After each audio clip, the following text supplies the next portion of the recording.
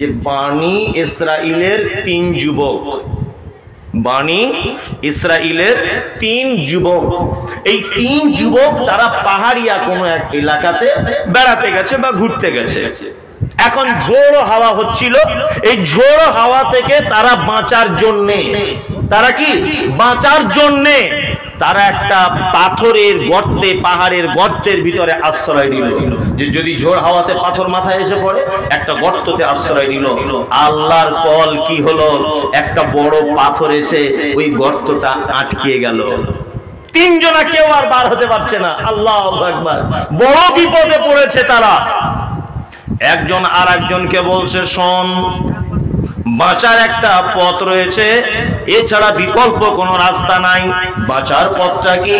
বলছে, তুই কি ভালো কাজ করেছিস জীবনে বল, তুই কি ভালো কাজ করেছিস জীবনে বল, তুই কি ভালো কাজ করেছিস জীবনে বল।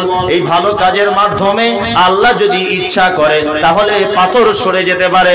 তার মধ্যে একজন বলছে, আমি আমার মা এবং আব্বাকে এত সেবা করেছি, বিস্তারিত ঘটনা, আমি বকরি চড়াতাম, মাকে সে রাতের বেলা দুধ পান করাতাম, অনেক ঘটনা।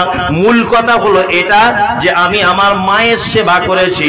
আল্লাহ তাআলা এই মায়ের সেবা করার কারণে, মায়ের যত্ন করার কারণে সর্বপ্রথম পাথরের 3 ভাগের 1 ভাগকে সরিয়ে দিলেন।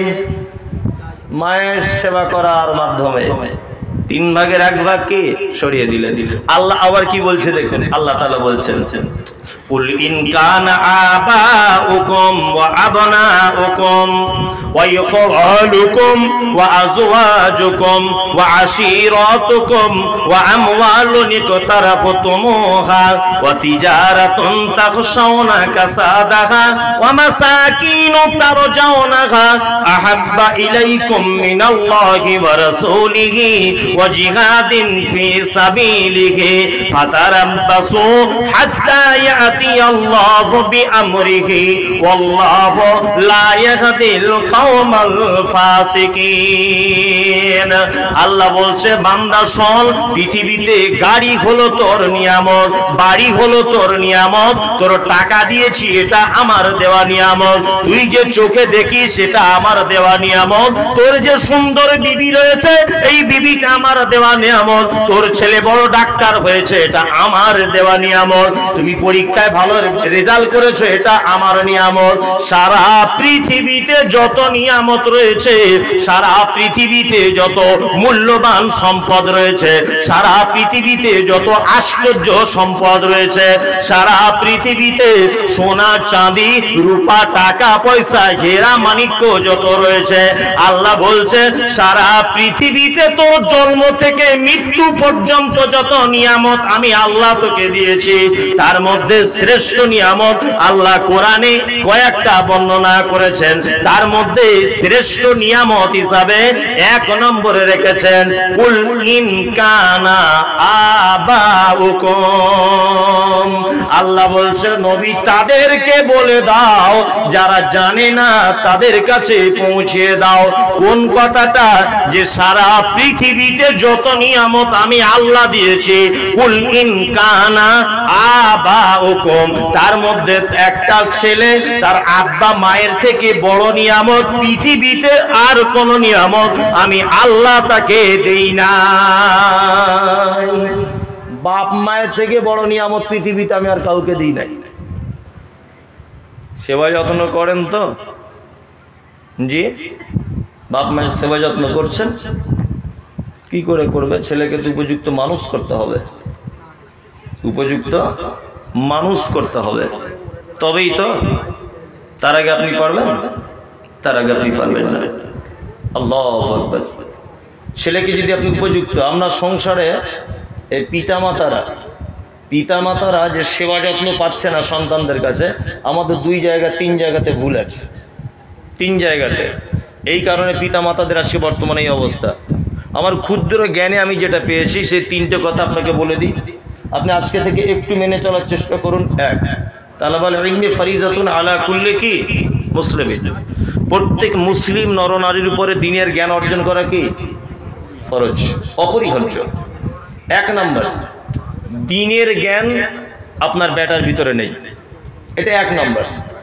আর 2 নম্বরে যে আল্লাহ নবী সাল্লাল্লাহু আলাইহি ওয়াসাল্লাম বলেছেন যে তোমার বেটাকে যখন বিবাহ দিবে একটা মেয়ে দেখো, সেই মেয়েটার 4টে গুণ থাকলে তার সঙ্গে বিবাহ দাও।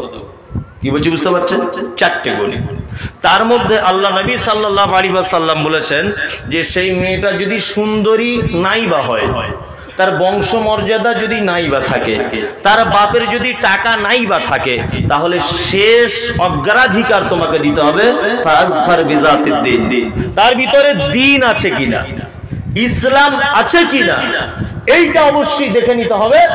দেখবে সে একটু গায়ের রং ময়লা, অসুবিধা নেই, তার বাপের টাকা কম, অসুবিধা নেই, তার বাপের জমি জায়গা কম, সম্ভ্রান্ত ঘরের মেয়ে নয়, তাতে অসুবিধা নেই। তবে একটা জিনিসকে প্রাধান্য দিয়ে যে তার ভিতরে দ্বীনের জ্ঞান আছে কিনা।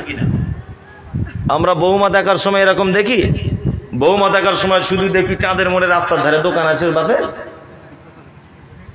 হ্যাঁ, আবার জিজ্ঞাসা করছে কি ওরা কটা ভাই বোন, বলছে 2 বোন ভাই নাই, বলছে মেয়ে যেমনই হোক দিয়ে দেয়, মানে বুড়া মরে গেলেই তো আমার বেটা অর্ধেক পেয়ে যাবে। এই তো আপনার ধান্দা, এটা আপনার ধান্দা না, এটা আপনার ধান্দা। আর একটা জায়গাতে সন্তান আর বাপ মায়ের ভালোবাসা কমে গেছে, এটা খুব ইম্পর্টেন্ট জায়গা, খুব ইম্পর্টেন্ট। আল্লাহ এখানে কি বলেছেন যে তোমার মা তোমাকে দুধ পান করিয়েছে কতদিন? 2 বছর, তাই তো?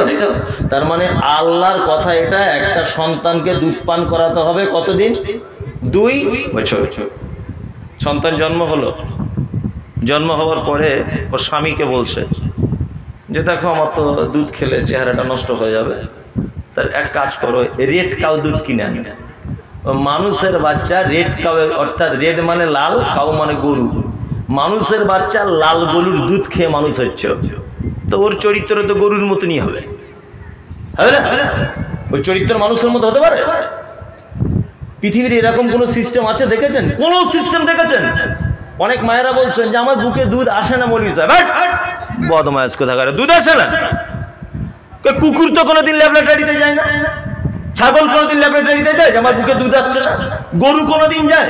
পৃথিবীর অন্য কোন প্রাণী যায়? কেউ যায় না। আল্লাহ বাচ্চা যখন দিয়েছে তার আঘাত তার মায়ের বুকেই দিয়েছে।